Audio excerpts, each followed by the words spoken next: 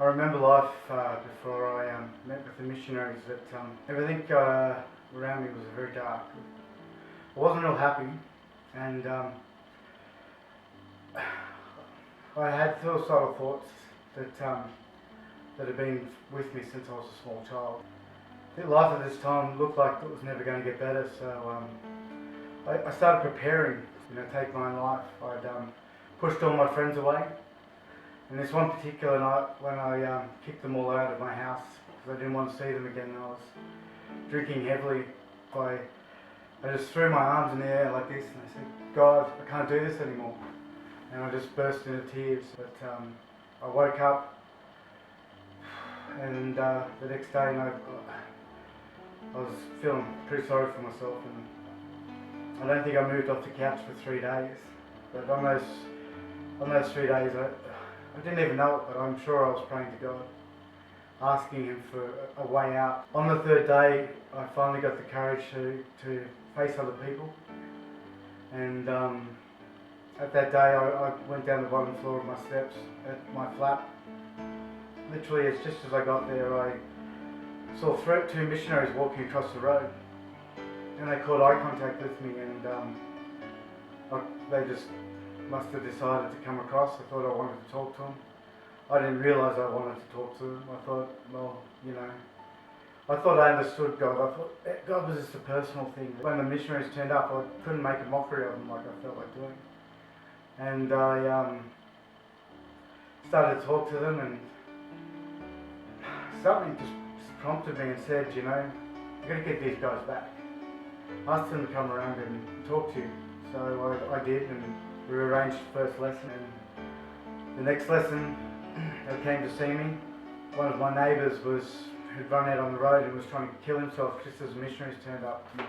I dragged him off the road and calmed him down, but during this time the two missionaries just sat there watching, and I had to go up to them and I looked them in the eyes and I said, I want what you've got.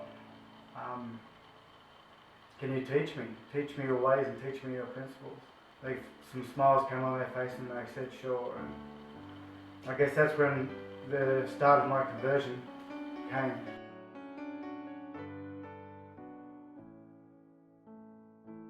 And even before I got to be baptised into the church, I started feeling the Spirit around me, and I knew it was there. There was things that were all these coincidences, and the more I prayed, the more I tried to live the commandments that He'd laid down, the more I felt the Spirit, and the more hope I got.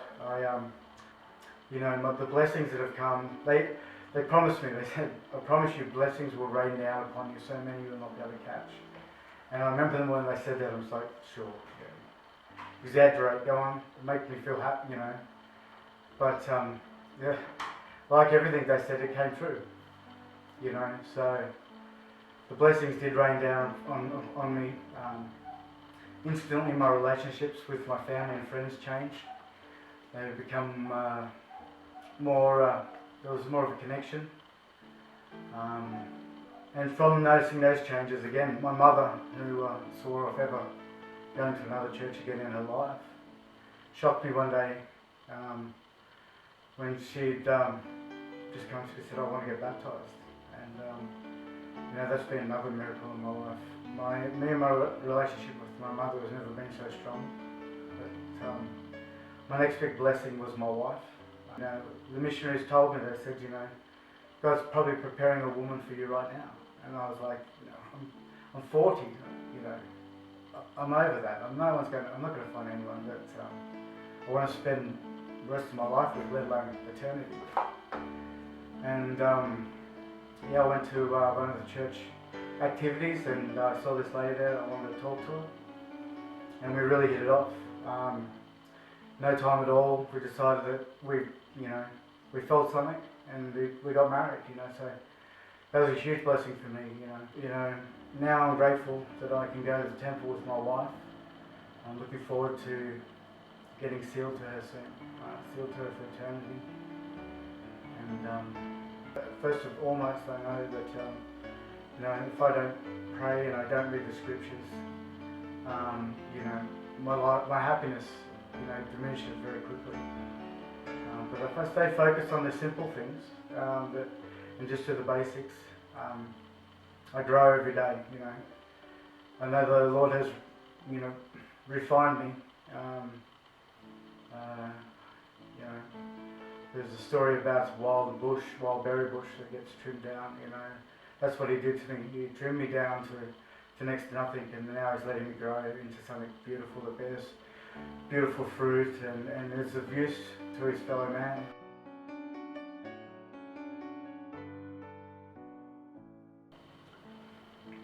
One of the things I find toughest about having the gospel in my life these days is how to share it.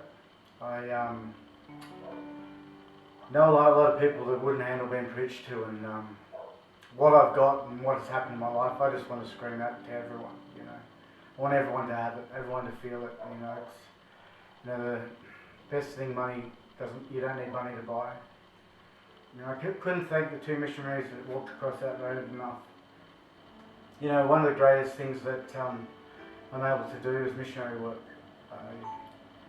I love it because I know that I was converted, you know, and I thought I had no hope. I thought I lived in pure darkness, and my life, you know, really wasn't worth living when I got converted. So, to me, to go back and, you know, hopefully help someone change their own life, like me, is so important.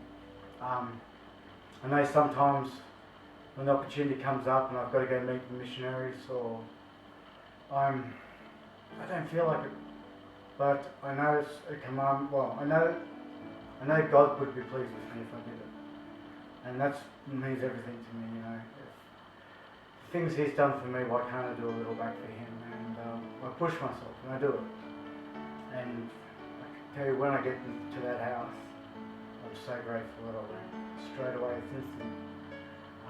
I love hearing people's stories, and you know, just basically just giving them a bit of hope. You know,